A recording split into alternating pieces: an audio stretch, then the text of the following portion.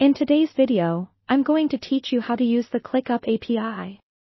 Whether you're a developer looking to integrate Clickup into your applications or just someone interested in automating tasks, you'll find this guide both informative and easy to follow. To begin, let's talk about what an API, or Application Programming Interface, actually is. Essentially, an API is like a bridge that allows different applications to communicate with each other and share data.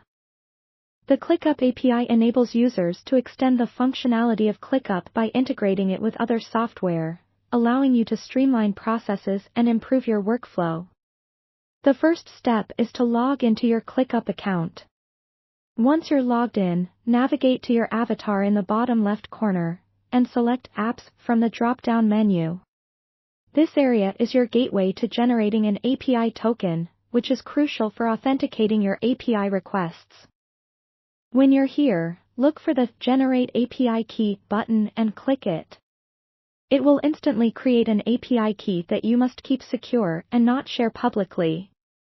This key acts as your unique identifier, granting access to your Clickup data. With your API key in hand, the next step is to set up your development environment. This involves choosing a programming language that you're comfortable with, like Python, JavaScript, or any other supported language. Install the necessary libraries to make HTTP requests to the Clickup API. For instance, in Python, you might use the requests library, while in JavaScript, you can utilize Axios. Configuring your application to interact with the Clickup API is straightforward. Insert your API key into the authorization header of your requests.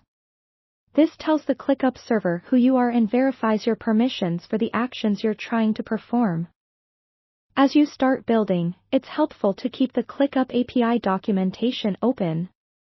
It's an invaluable resource with detailed information on endpoints, request formats, and response examples. Now that we've gotten through the setup, let's talk about making your first API request. A great starting point is retrieving data about your tasks or spaces. For example, you might retrieve a list of tasks within a specific space.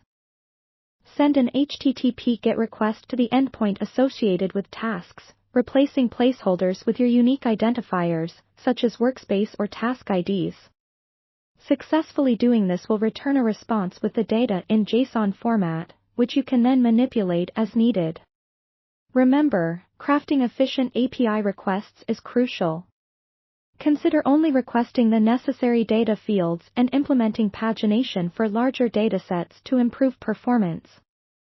Test your code thoroughly to ensure it handles error responses gracefully. And there you have it, a foundational introduction to using the Clickup API. With these steps, you're well equipped to start building and integrating powerful tools tailored to your needs. Whether you aim to automate repetitive tasks or generate insightful reports, the possibilities are extensive. Keep exploring, and always refer back to the documentation for more complex functions. Thanks for joining me today, and happy coding!